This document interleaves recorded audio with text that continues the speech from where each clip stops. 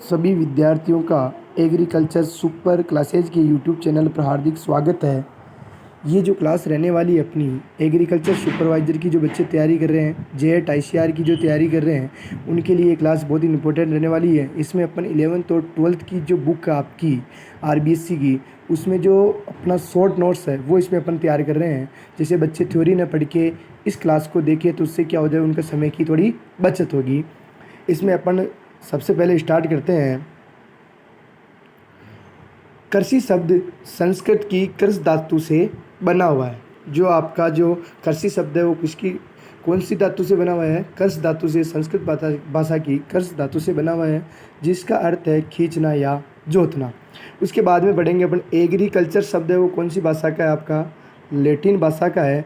Agriculture शब्द कौन सी भाषा का है? लैटिन भाषा का। जिन शब्दों के पीछे कल्चर रहता है वो सब लैटिन भाषा के होते हैं।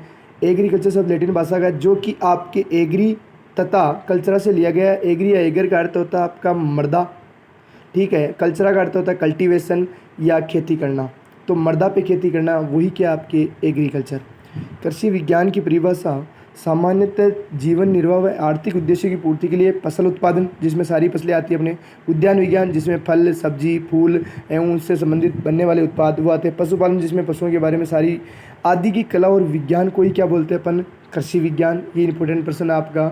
उसके बाद में भारत में कृषि का इतिहास जो नामक पुस्तक है, उसके लेखक डॉक्टर एम.एस. रंधावा है। ये भी आपके 11th एग्रीकल्चर का बहुत इंपॉर्टेंट क्वेश्चन है, जो आपके कम्पिटिटिव एग्जाम में पूछा जाता है। उसके बाद में आपका भीषण अकाल कब पड़ा? 1899 तथा 1900 ईस्वी में आपका भीषण अकाल पड़ा, जिसे विक्रम संवत में 1956 के होने के कारण से छप्पन अकाल के नाम से भी जाना जाता है।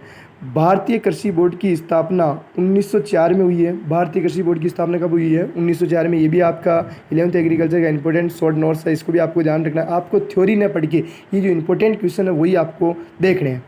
पिप्स प्रयोगशाला की स्थापना, पिप्स प्रयोगशाला की स्थापना बिहार में जो आपका दरभंगा जिला है उसके गंडक नदी के किनारे 1905 में हुई है। ये भी आपको ध्यान रखना है। पूसा का पूरा नाम, ये भी प्रश्न पूछा गया है, पिप्स ऑफ यूएसए। पूसा का पूरा नाम क्या है? पिप्स ऑफ यूएसए। फिर इसके बाद में पूसा के बारे में भी अपन जानकारी पढ़ेंगे। पूसा कहाँ स्थित था? पूसा स्थित कृषि संस्थान का 1911 में imperial institute of agriculture research नामकरण किया गया। ये भी एक बार प्रश्न पूछा गया है।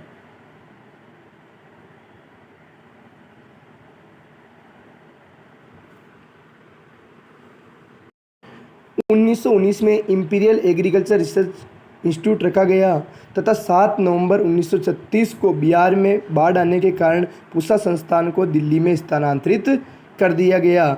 ये आपको ये भी ध्यान में रखना है। 7 नवंबर को कब स्थापित किया गया था इसको? 7 नवंबर 1936 को बिहार में बाढ़ आने के कारण से पूसा संस्थान को दिल्ली स्थानांतरित किया गया। इसलिए ये भी प्रश्न पूछा जाता है, जिसे आज क्या बोलते हैं? IARI, जिसे आज बोलते हैं IARI, Indian agriculture research institute, भारतीय कृषि अनुसंधान संस्थान के नाम से जाना जाता है। और भारतीय कृषि अनुसंधान संस्थान के जो प्रथम महानिदेशक है, IARI के प्रथम महानिदेशक डॉक्टर बी विश्वनाथ थे। भारतीय कृषि अनुसंधान परिषद की स्थापना, ICAR की स्थापना 16 जुलाई 1929 को हुई है। इसलिए 16 जुलाई को ICAR दिवस के रूप में मनाया जाता है। ये भी आपको थोड़ा ध्यान में रखना है। विश्व में हरित क्रांति के जनक डॉक्टर नॉर्मन ई बोरलॉग थे। भारत में हरित क्रांति के जनक डॉक्टर MS स्वामीनाथन थे। हरित क्रांति शब्द विलियम गॉड ने दिया था। हरित क्रांति का संबंध खाद्यान्न उत्पादन से संबंधित है। हरित क्रांति की शुरुआत पंजाब और हरियाणा राज्य से हुई है।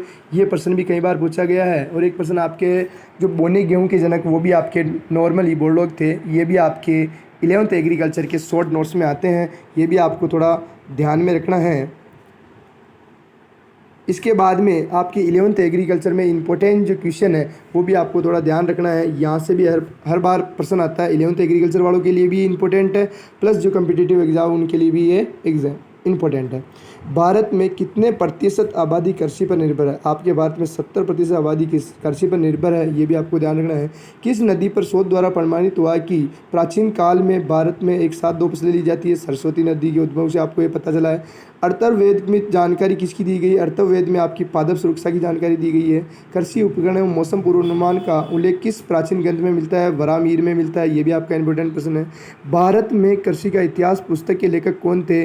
Doctor MS Randhawa. ऊपर ऊपर आपका प्रश्न आ गया था। ठीक है, इसी प्रकार डॉक्टर बीपी पाल क्या थे, ये आईसीआर जो आपकी Indian council of agriculture research, उसका जो आपका जो प्रथम महानिदेशक कौन था, डॉक्टर बीपी पाल थे, वो भी आपको ध्यान में रखना। एमएस स्वामीनाथन, जो एमएस स्वामीनाथन है भारत में हरित क्रांति के जनक थे। डॉक्टर वर्गीस कुरियन श्वेत क्रांति के जनक थे। पिप्स प्रयोगशाला की स्थापना बिहार में कब की गई थी, 1905 में की गई है। ये सारे प्रश्न आपके लिए बहुत ही उपयोगी साबित होने वाले हैं। उसी प्रकार 1905 में आपकी पिप्स प्रयोगशाला की स्थापना हुई है। 1911 में आपका इंपीरियल नाम रखा गया था, ऊपर दे रखा है। 1937 में बाहर आया था, इसलिए आपको दिल्ली स्थानांतरित किया गया। और 1929 में आईसीआर की स्थापना हुई। ये सारी क्लास आपके लिए बहुत इंपॉर्टेंट है। इसी प्रकार इसकी नेक्स्ट क्लास, जिसमें अपन और बाकी जो फर्स्ट चैप्टर में, जो 11th क्लास की जो फर्स्ट चैप्टर में जो क्वेश्चन बचे हैं, वो भी आपको नेक्स्ट क्लास में बता दिया जाएगा। और जिस बच्चों को कोई डाउट हो तो आप कमेंट बॉक्स में लिख सकते हो, उसका सॉल्यूशन अगली वाली क्लास में दे दिया जाएगा। ठीक है, तो ये क्लास अच्छी लगी तो आप दूसरों को भी शेयर करो। ये agriculture supervisor jet ICR BHU के लिए बहुत इंपॉर्टेंट क्लास रहने वाली है। इसमें आपको सारी चीज़ें शॉर्ट में मिलेगी, आपको किताब में थ्योरी पढ़ने की ज़रूरत नहीं है।